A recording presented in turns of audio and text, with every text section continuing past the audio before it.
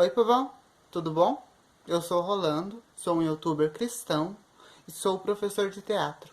E aqui no meu canal eu estou oferecendo um curso gratuito de teatro para vocês que me acompanham. E esta é a nossa quarta aula.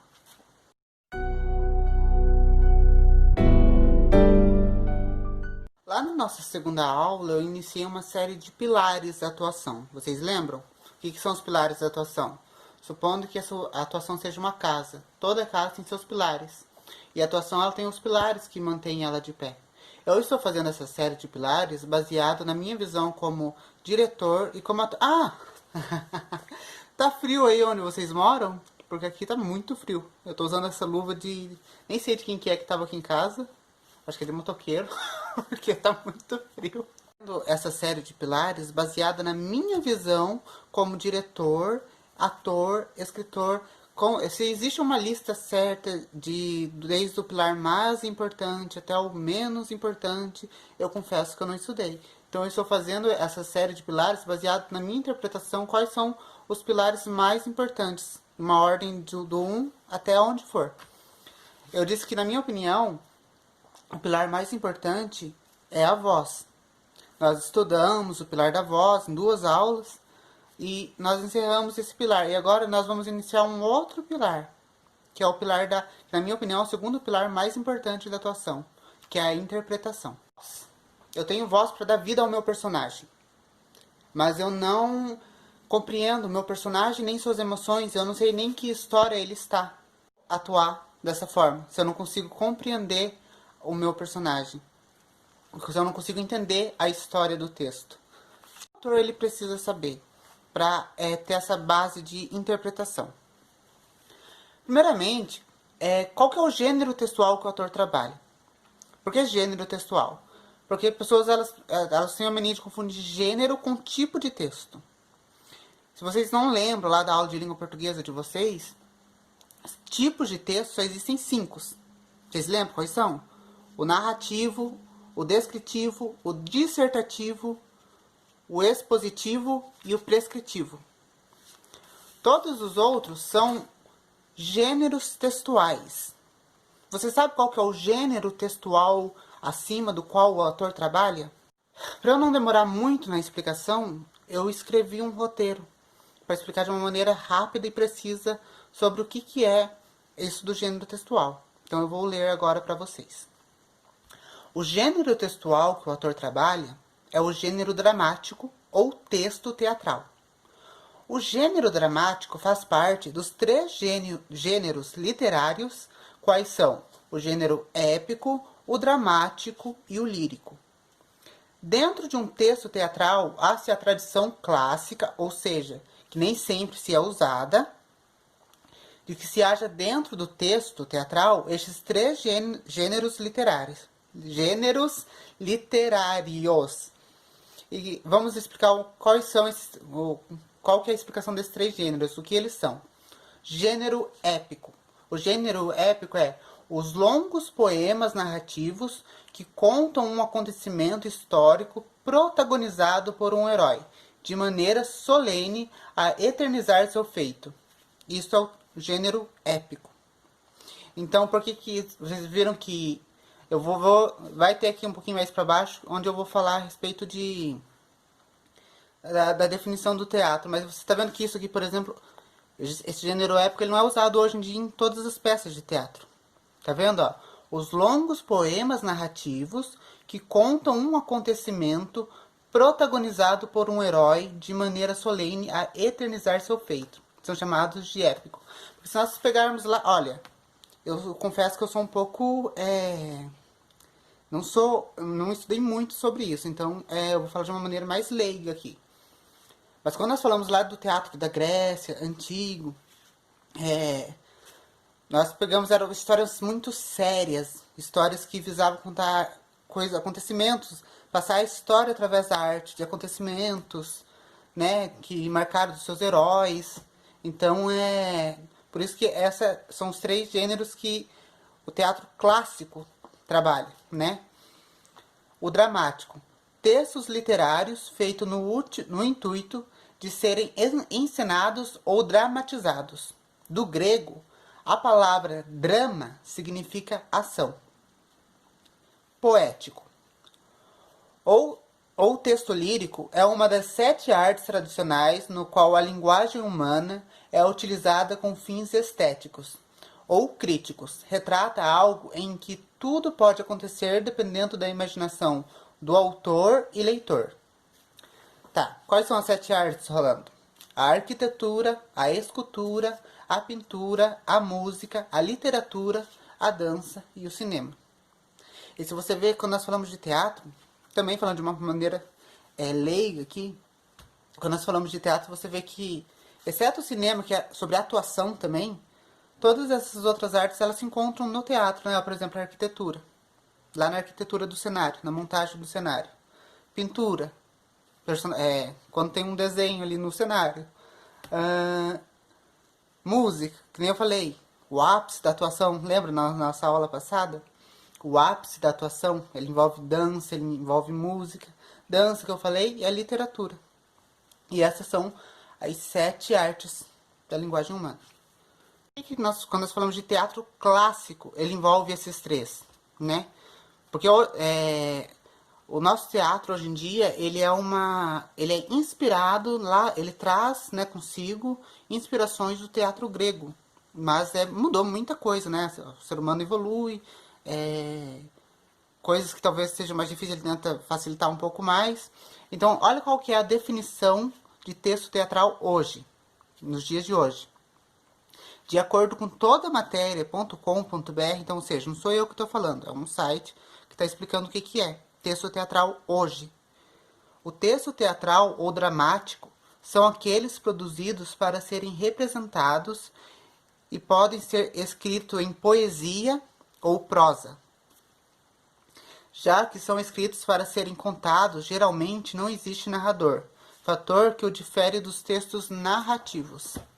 Você viu aqui, ó, ser escrito em poesia ou prosa. Você está vendo que o clássico não podia ser escrito em prosa. O clássico era poético, texto lírico, dramático e épico. Hoje em dia nós escrevemos também em prosa. O que é a prosa? A prosa é aquilo que não é poético, o cotidiano, a fala normal do ser humano. Isso é uma prosa. Sabe quando, não sei se você é do interior, mas chega lá uma pessoa, ô compadre, vim aqui para nós prosear um pouco. Isso é a prosa. E os textos teatrais, eles foram evoluindo de acordo com a evolução, né, do ser humano, e de um texto que era pesado, um texto que não tinha nenhum momento de descontração, nenhum momento de quebra-gelo, né? Teatral. Quebra-gelo é quando tem uma coisa, por exemplo, tá muito triste, tá envolvendo a plateia. Aí vem uma pessoa e faz uma comédia que, daquela emoção que tava todo mundo quase chorando, as pessoas vinham dar risada. Isso é o quebra-gelo. E foi essa evolução que ocorreu, né, no texto teatral. Sobre o texto teatral. O texto teatral é formado por 2 textos. O principal, onde ocorre a história. Então, toda aquela história, do início ao fim, dos personagens, essa é a primeira história.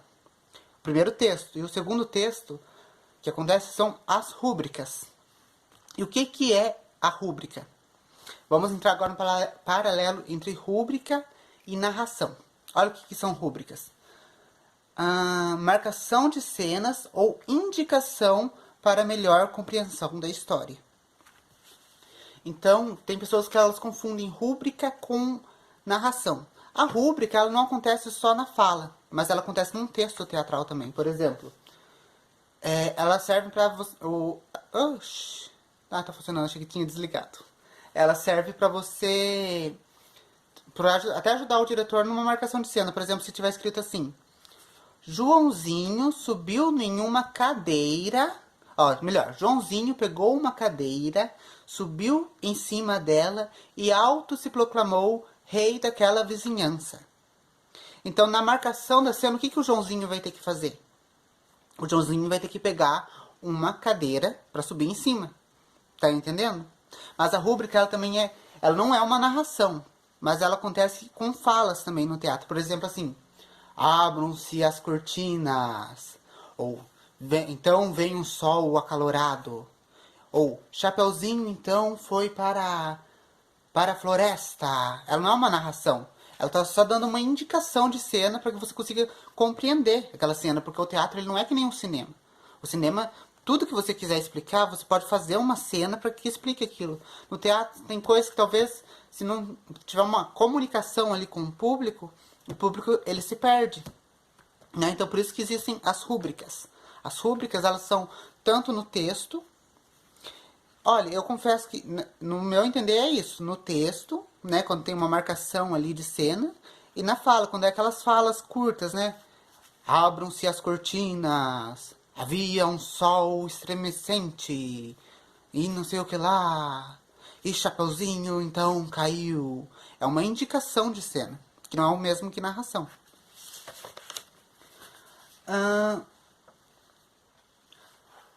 Ok, agora nós aprendemos qual que é o gênero textual a qual o ator trabalha. Para você entender sobre, para você aprender sobre interpretação, você tem que saber ter esse norte, que é o básico, né?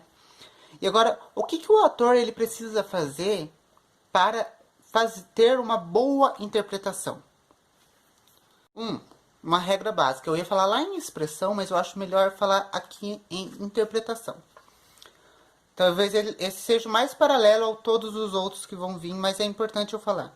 Primeiramente, uma interpretação, o ator ele tem que evitar ao máximo, isso não numa interpretação de texto, mas quando o ator está interpretando, que eu vou falar de interpretação textual aqui também. Mas quando o ator está sendo o intérprete do personagem, está interpretando aquele personagem, ele tem que evitar dar as costas ao público. Lembra quando nós falamos de comunicação? O público ele precisa entender o que está acontecendo. Né? Então você não está contando uma história para vocês atores, vocês estão contando uma história para o público. Eu vou deixar aqui uma peça de teatro que eu fiz, que tem aqui no meu canal, já tem no meu canal, o primeiro vídeo aqui no meu canal, fora os outros que eu apaguei, é o que ficou como primeiro lá, que você vai ver uma hora que nós começamos a cantar, e o público ele entende que nós começamos a cantar e ele começa a cantar junto. Lembra da comunicação? Por que o ator ele tem que evitar dar as costas para o público? Por exemplo, vou fazer 10 expressões agora, só que eu vou fazer de costa. Aí depois que eu fazer as 10 expressões, você vai me contar quais são as expressões que eu fiz.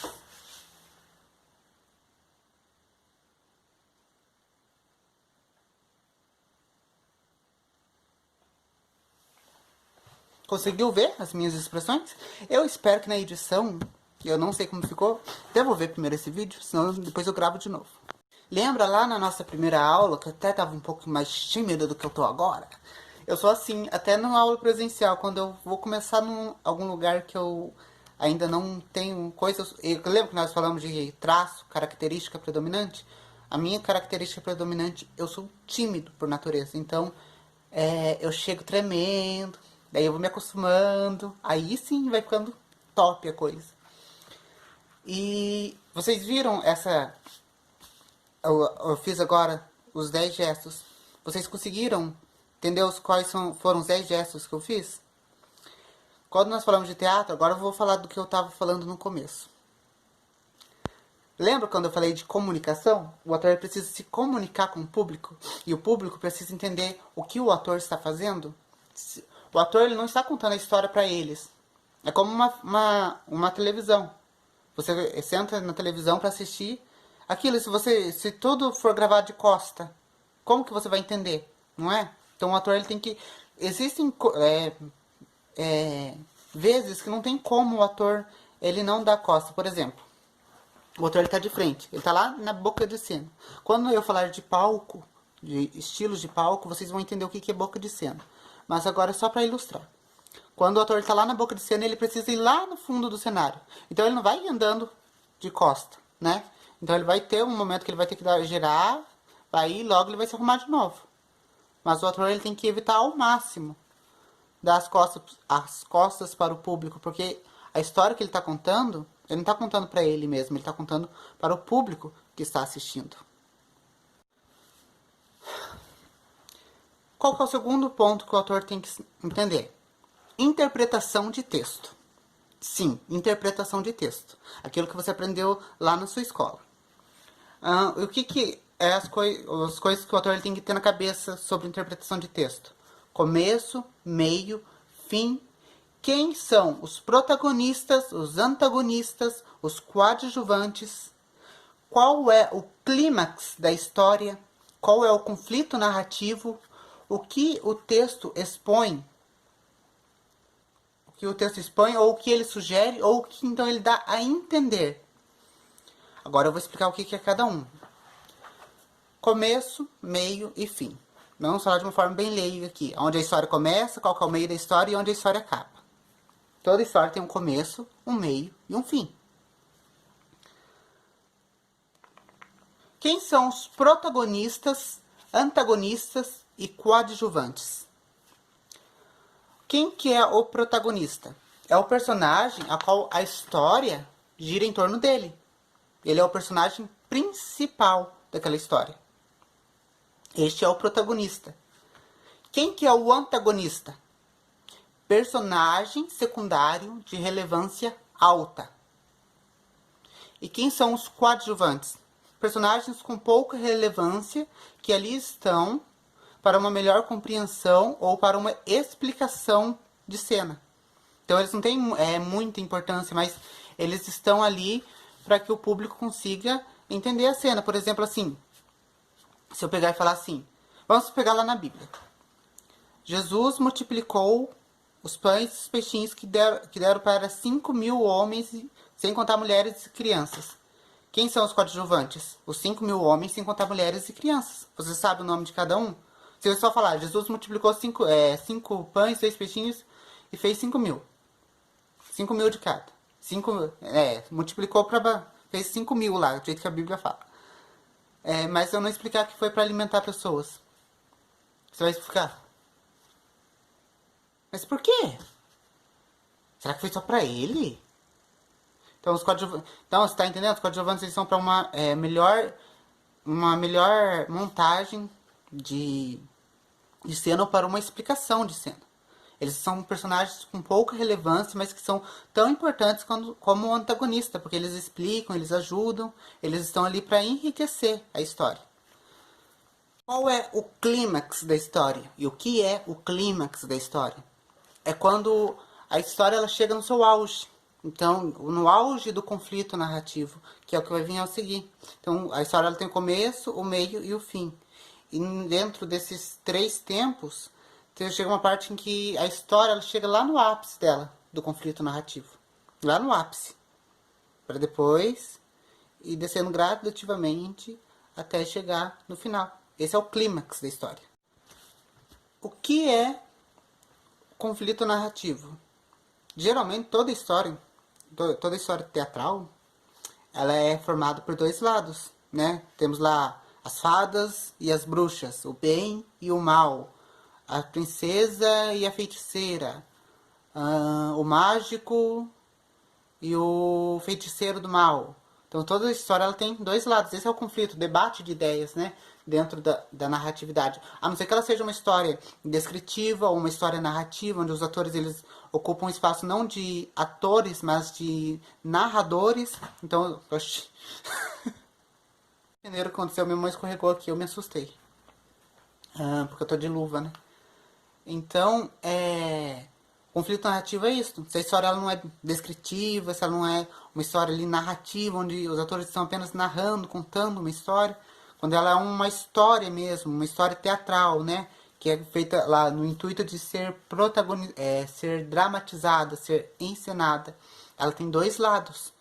E esses 2 lados eles estão em conflitos entre si. E é isso que forma a história. Você pode ver que toda história ela tem o início, o começo, o meio e o fim. Toda história praticamente é formada pelo bem e pelo mal. Ou pelo certo e pelo errado. 2 lados opostos em uma briga entre si. Isso é o conflito narrativo. O que o texto expõe sobre o seu personagem? Rolando estava feliz e dava gargalhadas. O texto está expondo qual que era o meu sentimento. Qual que era o meu sentimento? Eu estava feliz. O texto sugere ou dá a entender sobre mim. Rolando dava gargalhadas. O texto falou que eu estava feliz? Não. Mas ele disse que Rolando dava gargalhadas. O que você vai ser levado a entender? Talvez pode ter um pensante, muito pensante, que vai pensar assim, não, talvez o Rolando tenha aquele problema lá do Coringa, que fica dando risada à toa. Mas geralmente, vamos falar que 90% das pessoas vão entender que o Rolando estava feliz. Se ele ria, é porque ele estava feliz. Porque geralmente o riso é associado à alegria, não é mesmo? Quem é o meu personagem? Esse é o terceiro ponto ao qual o ator ele precisa saber. Então ele vai lá pegar um personagem. Quem que é este personagem? Esse personagem tem características, ele tem traços. Esse personagem é um rei. Esse personagem é... Quais são as motivações desse personagem? Que é o que eu vou falar depois. Mas quem que é o seu personagem? Quem que ele é? O que ele faz? O que ele gosta? O que ele deixa de gostar? Conhecer quem que é o seu personagem. Como se você estivesse ali fazendo amizade com alguém lá no Facebook. Você está conversando. Oi, você é de onde? Sei lá. Do que você curte? Você vai compreender quem que é o seu personagem. Quais são as emoções que o seu personagem demonstra? Quais são as emoções que existem nele dentro do texto? Tem uma hora que ele está feliz? Tem uma hora que ele está triste? Tem uma hora que ele vai ficar com raiva?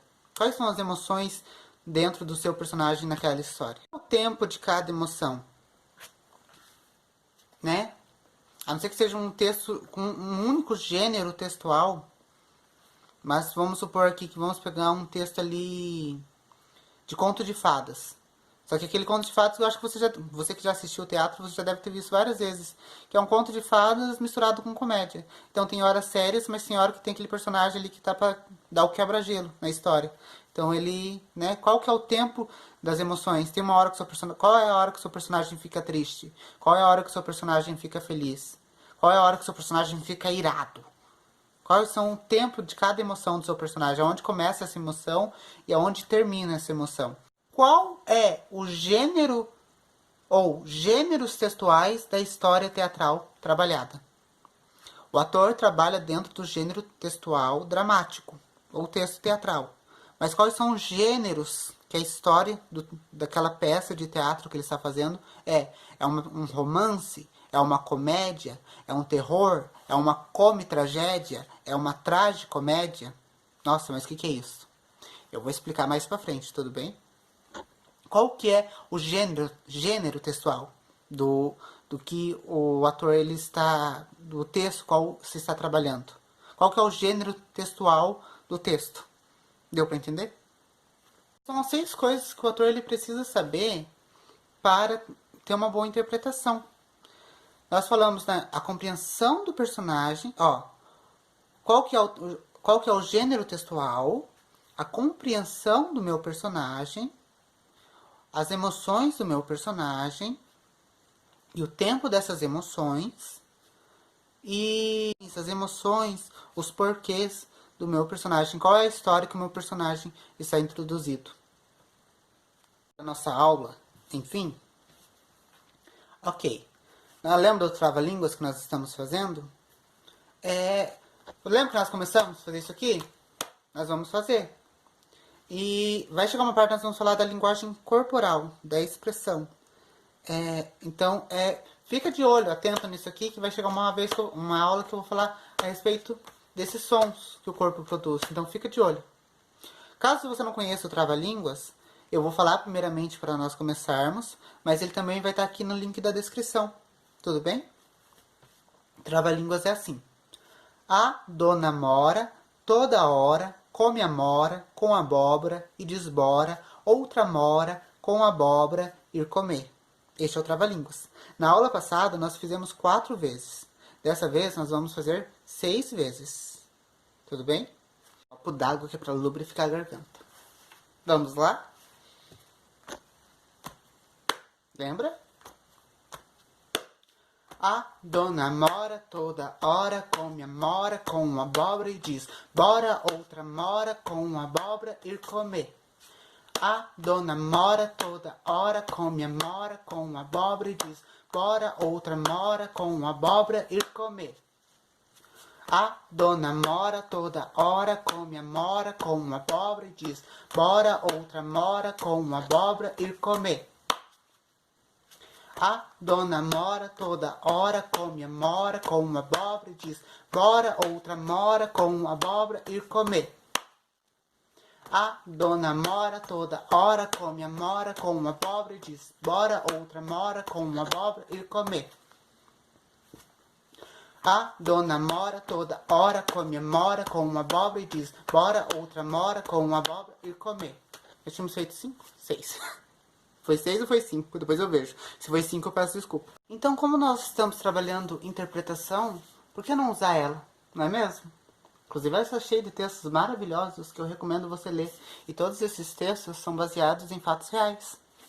Fazermos esse exercício de interpretação, vamos lá no livro de Marcos, do capítulo 3, do versículo 20, do capítulo 3, do versículo 1 ao 5, que fala sobre Jesus curar no sábado. Então vamos imaginar assim, que nós vamos fazer um texto baseado aqui nesse texto, para aglobar essas coisas que eu ensinei agora há pouco. Olha só para você ver. Em outra ocasião, Jesus entrou na sinagoga e notou que ali havia um homem com uma mão deformada. Os inimigos de Jesus o observavam atentamente. Se ele curasse a mão do homem, planejavam acusá-lo, pois era sábado. Jesus disse ao homem, com a mão deformada: venha e fique diante de todos. Em seguida, voltou-se para os seus críticos e perguntou: o que a lei permite fazer no sábado? O bem ou o mal? Salvar uma vida ou destruí-la? Eles ficaram em silêncio. Jesus olhou para os que estavam ao seu redor, irado e muito triste pelo coração endurecido deles. Então disse ao homem: estenda a mão. O homem estendeu a mão e ela foi restaurada. No mesmo instante, os fariseus saíram e se reuniram com membros dos partidos de Herodes para tramar um modo de matá-lo. Teatral baseada só aqui. Vamos lá. Qual que é o tema do meu texto que eu estou trabalhando? A cura no sábado. É o título. Jesus cura no sábado. Quem que é o personagem principal do texto? Jesus. Quem é o antagonista? Qual que é o personagem secundário de relevância alta nesse momento? É o homem da mão deformada. Quem são os coadjuvantes? Os inimigos. Você vê que não fala o nome. Aqui no final fala que os inimigos de Jesus estavam. Aqui no final fala os fariseus. Tá vendo? Ó, sugerindo os inimigos, os fariseus. Parece que são os mesmos. Não parece? Então quem são os coadjuvantes? Os inimigos. Agora se a gente for pegar, por exemplo, o livro de Mateus inteiro. O livro de Marcos eu estou lendo. O livro de Mateus eu já li tudo. Por isso que eu vou lá no livro de Mateus. Quem que são... que são os personagens principais lá do livro de Mateus? Você sabe? Eu espero que você saiba, mas os personagens principais são o Pai, o Filho e o Espírito Santo. Quem são os antagonistas? Todos os personagens secundários de relevância alta, como João Batista, Maria Madalena, os 12 apóstolos. Quem mais? Os fariseus, Herodes. Todos esses personagens secundários de relevância alta são antagonistas. E quem são os coadjuvantes? A multidão de 5.000 da multiplicação do pão, as mulheres que seguiam Jesus. São pessoas que estão ali para uma explicação de cena, né? Para explicar o que aconteceu, mas eles não têm uma relevância alta dentro da história. Eles estão ali para uma explicação daquilo que ocorreu. Agora, eu tive esse entendimento, essa interpretação. Então, vou fazer aqui um monólogo de 3, mas como que ficaria, pelo que eu entendi dessa pequena história aqui, na minha interpretação. Eu compreendi a história, agora eu vou ser o intérprete dessa história. Então, eu vou colocar o meu celular ali numa mesinha que eu tenho, vou gravar de pé, interpretando aquilo que eu entendi. Tudo bem?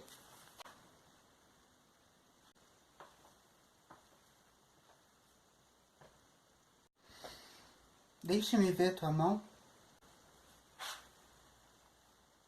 É Jesus o Nazareno. Parece que ele vai fazer mais um de seus milagres. Hoje é sábado. A lei não permite curar no sábado. Esta é a chance perfeita para acusá-lo de falso profeta. Vamos. Venha. Fique no meio da presença de todos. O que a lei permite fazer no sábado? O bem ou o mal?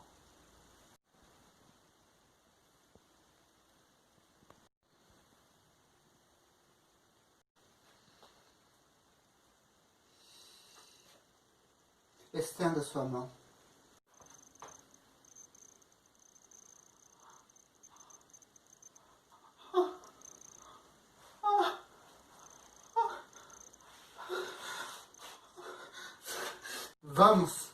Vamos até Herodes. Vamos contar o que esse homem está fazendo. Vamos acusá-lo de ser falso profeta. Essa foi uma interpretação que eu fiz baseada no texto que eu li. Eu compreendi primeiro a história para depois fazer a interpretação dessa história. E isso é a interpretação. Então você pega um texto de teatro, um texto bíblico, você compreende o seu personagem, você compreende as razões do seu personagem, você entende em qual história o seu personagem está encaixado, qual que é o conflito narrativo da história, aí você interpreta. Eu espero que vocês tenham gostado dessa aula. Se vocês gostaram, por favor, curte, comenta e compartilhe. Estamos quase chegando aos 200 inscritos. Vamos ser amigos? Deus abençoe sua vida. E até a próxima aula, ou até o próximo vídeo.